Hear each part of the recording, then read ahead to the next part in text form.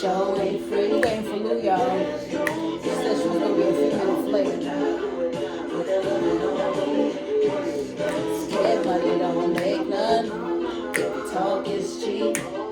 Hey, Lou is here. Hey. Hey guys.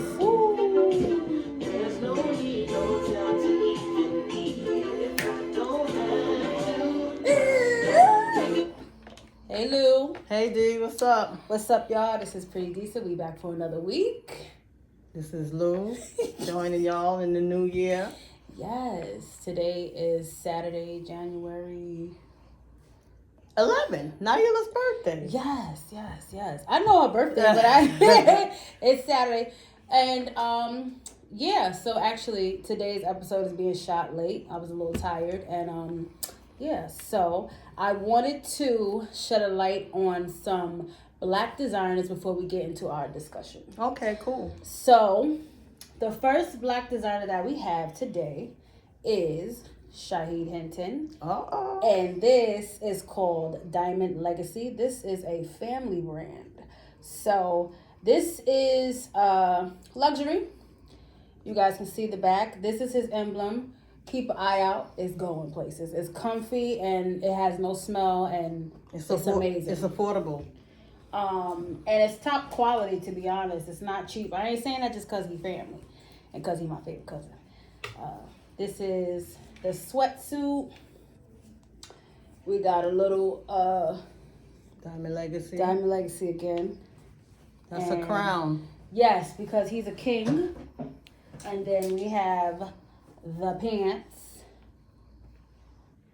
And we have Pocket. I seen it, yeah. This right here. I believe that's called an emblem. I will actually It's a crown. right. I will actually link his store in my bio. I'm sorry, this ain't TikTok. I will actually link his store, his online store. So anyone who wants to purchase, and make sure you guys really purchase. We got to look out for each other. We need to support each other. And it will be in my YouTube in the comments. So you guys make sure y'all check out that brand by Shaheed Hinton. The second Black designer that we have today is Dr. Ford. This is Mass Consciousness. And this is the front of the shirt. I ain't getting up to show y'all the back. That's going to be another segment for another time.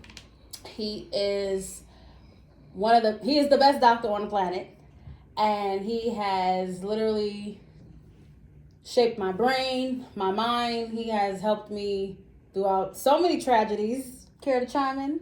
Sure. I met Dr. Ford over 30 years ago. He's a naturopath. He's a real doctor. He's an MD. He's a physical therapist. He does acupressure versus acupuncture.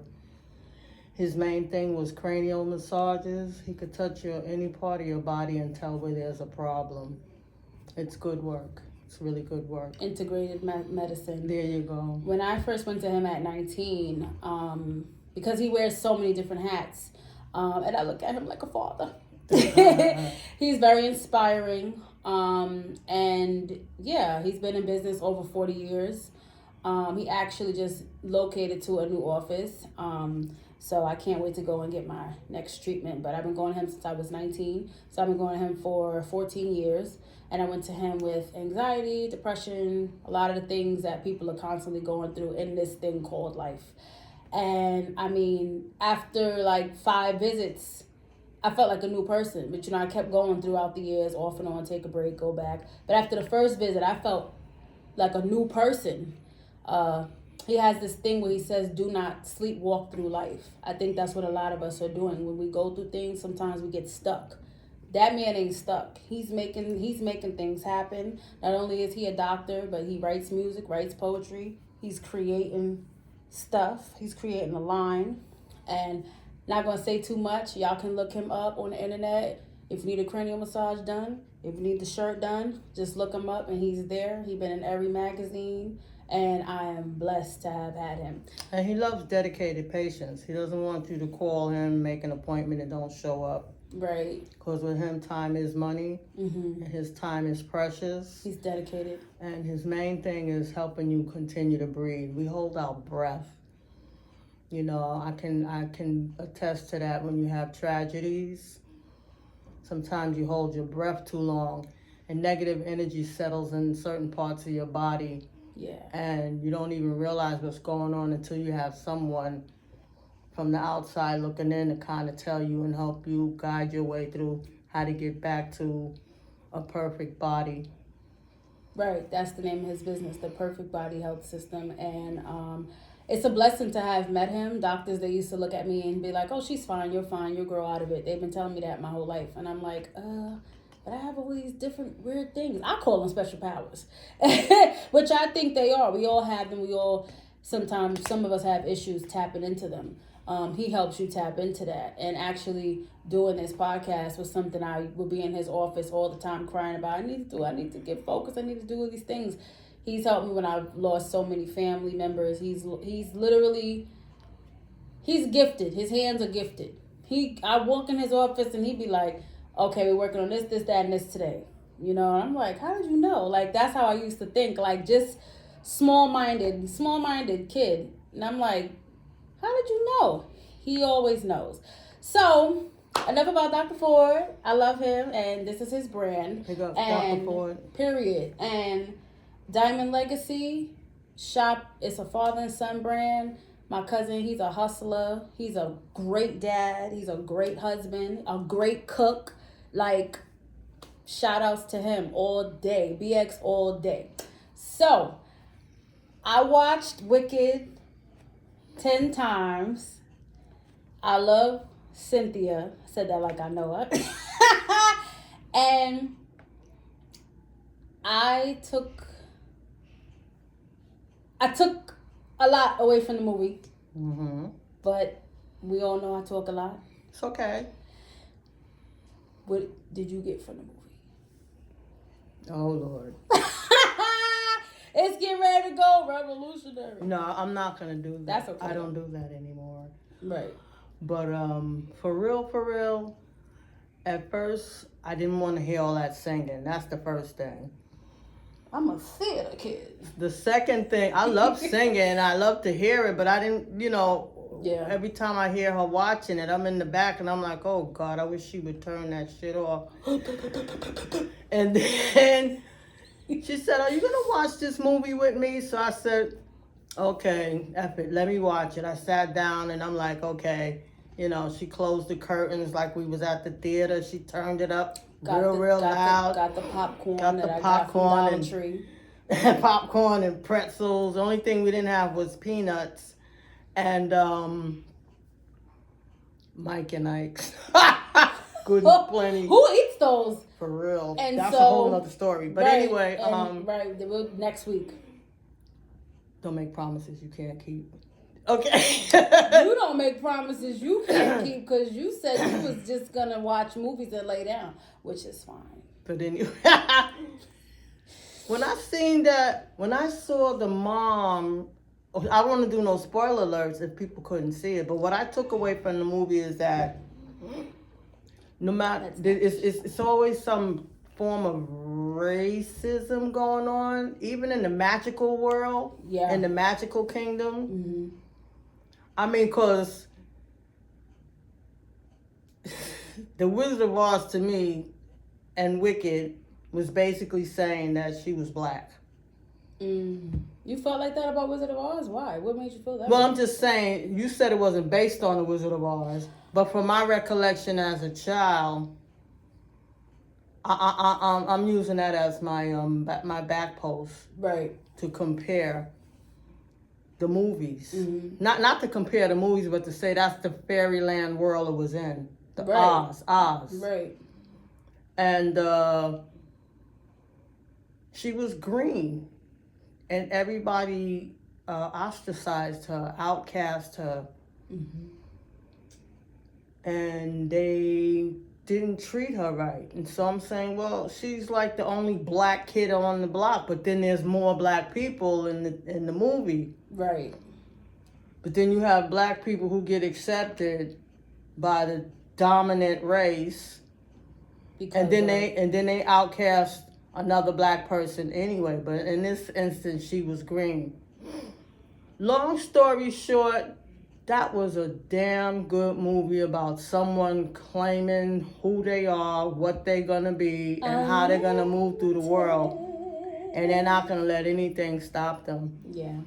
And rumors and lies destroy people. Yeah, it does.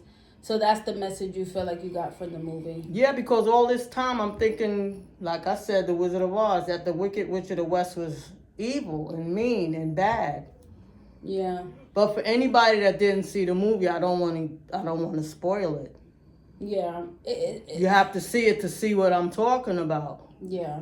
Because rumors and lies and people in power, all they got to do is say one word. And that's it. And your life is done. Please forgive me for the sniffling. My sinuses are horrible. And they are.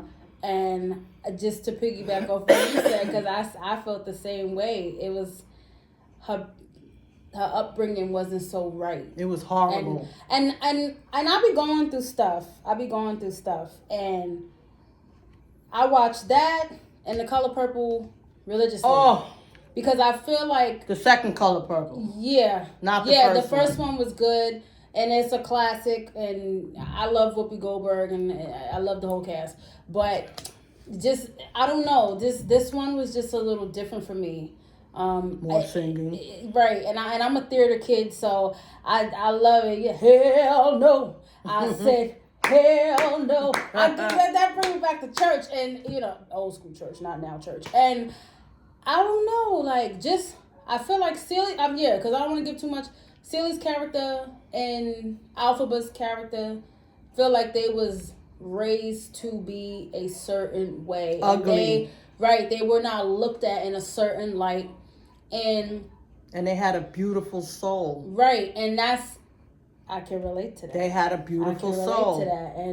And it was overlooked, they was underappreciated, and at the end of the day, being a woman, being a black woman, I'm a naturalista, by the way, today. And, I remember that growing up. And I didn't like that. I really didn't like that. So, great movie, great message, and there's supposed to be a part 2. I don't know what else they could do with part 2, but part 1 was excellent. Yeah. She's literally speaking manifestation over herself into her life. Mm-hmm. She's singing it, as we do. She's affirming it. She's like, unlimited. She's letting it be known. And just the representation in itself, it matters. Because when I was coming up, I loved Judy Garland, but I'm like, I don't look like Judy Garland. Mm-hmm. Everybody needs a representation of themselves. So, hey, that worked for me. That felt good. She can sing, she can sing, she can act. It was great. And bravo. When you're a genuine soul, it's exhausting. I don't know, it's exhausting. And you trust people, face value. Yeah. She knew that there were certain things about those people that she was surrounding herself by. Mm-hmm. And she knew there was things wrong with them, but she never said a bad thing about one person. Nope. And they all was still talking shit about her. And they were. And they was like she was a disease. Like she was gross. Like she's green and like. She's green and she's ugly and she had her natural hair and she wore black and she had a funny looking hat and she had these green fingernails and green lipstick. Scene. And they was all looking just as weird and crazy as her, but they was all accepted because they weren't that color. Well, that goes to last week's episode too, because they was ass kissing and following. Mm-hmm. And then when you say The Color Purple, yeah, ooh, here she is. Here's Celie. Mm-hmm. She's darker than all the other women. There's dark women in that town, but they're accepted because of who they are. Right, status. And she's a kind soul.